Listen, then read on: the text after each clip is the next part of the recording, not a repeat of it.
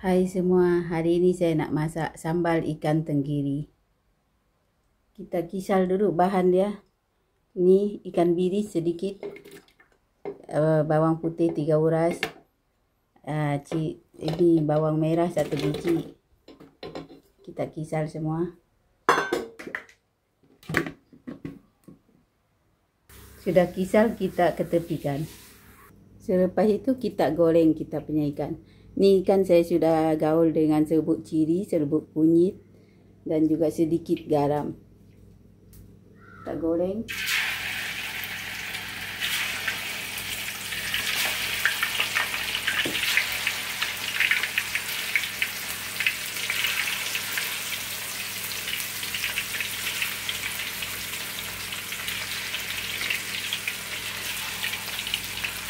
Kita goreng sehingga masak.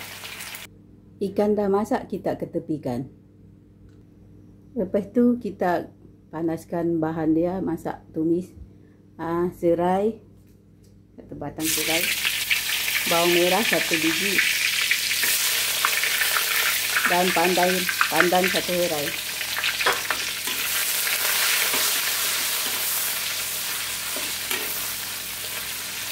Tumis sekejap hingga dia harum baunya.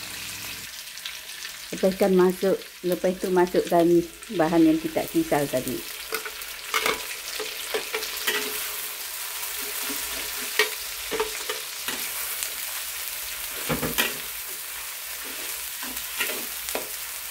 Tumis sampai dia pecah minyak, dia punya bahan semua betul-betul garing. Lepas itu masukkan 1 biji tomato.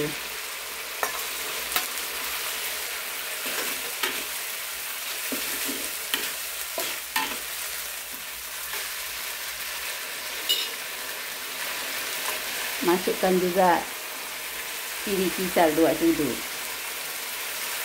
Kalau kamu orang nak banyak kuah ataupun nak pedas, boleh tambah lagi.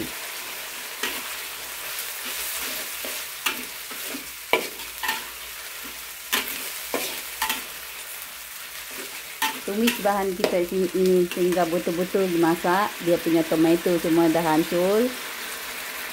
Bahan tumisan kita sudah pecah minyak. Kita masukkan 1 sudut teh serbuk daun kari, sedikit serbuk ciri, sedikit serbuk kari, serbuk kunyit dan juga serbuk perasa. Masukkan juga garam secukup rasa.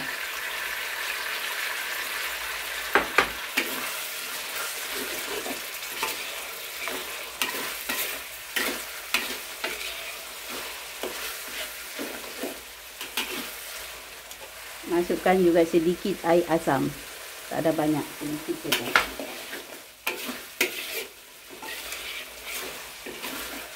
Kita tumis sekejap biar dia betul-betul sebati. Selepas itu kita masukkan ikan kita. Rasakan garam dia secukup rasa. Kalau kamu orang nak manis, boleh letak juga gula pasir ke gula merah ke.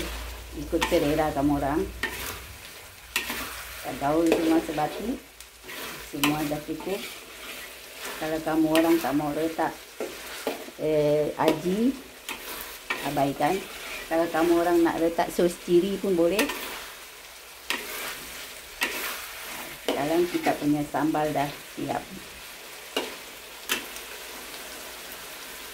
Sambal kita sudah siap, boleh dihidangkan. Ini dia sambal ikan tenggiri kita sudah siap. Kalau kamu orang nak pedas, boleh campur kisar dengan ciri padi atau tambah lagi ciri kering dia. Kalau kamu orang nak manis, boleh tambahlah sos ciri ke, gula ke, sos tiram ke. You orang punya suka, selera masing-masing. Ni cara saya buat sambal ikan tenggiri. Kalau you orang tak ada letak itu serbuk daun kari, daun kari pun boleh letak. Okey, terima kasih.